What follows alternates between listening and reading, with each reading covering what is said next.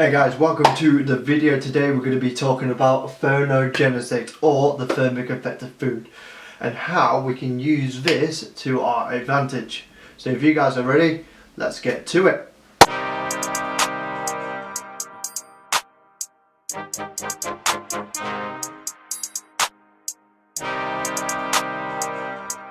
Welcome back to the video. Obviously today we're going to be talking about thermogenesis, or the thermic effect of food.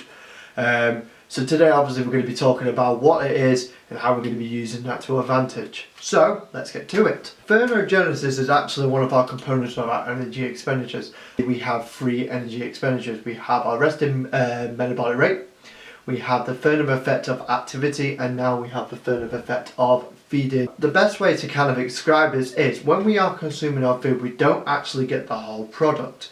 We actually have to give a little bit of energy to get a little bit of energy back. So if you think of it a little bit like this, before we actually get our campfire going over here, we actually have to light our match before we get the fire going.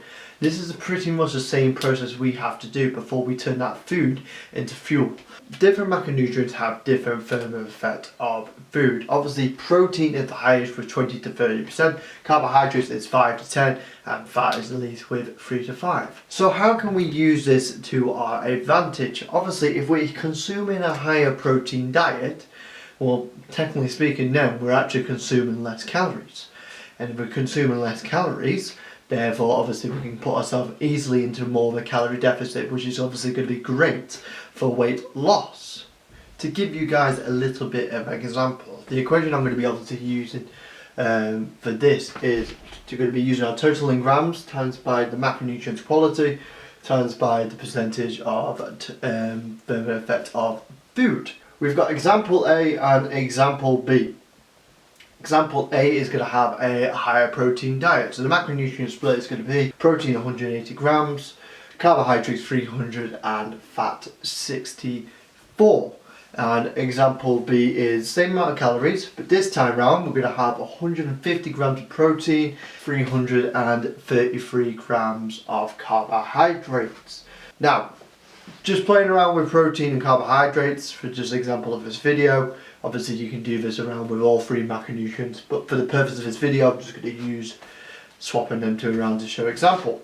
If we take our total gram of our protein, so 180 grams, and if we times that by the macronutrient quality, obviously we all know that protein has 1 gram to 4 calories.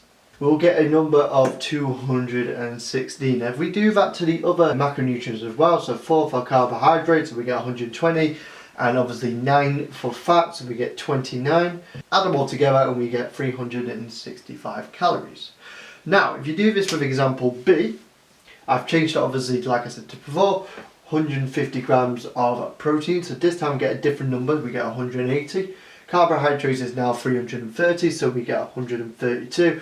Fats have stayed the same, so we're going to get 29 again. Add them three together and we get a quality of 341, so higher than example 1. So now if we do this equation, if we take 2,500 by the number of the thermal effect of food, you can clearly see that example B with the higher protein diet has technically ate less net calories than its counterpart, which obviously can show example of having a higher protein diet will involve in a higher rate of thermal effect of food, and therefore you consuming a less total net of calories. So there you guys have it. That's a little bit of an explanation on thermogenesis.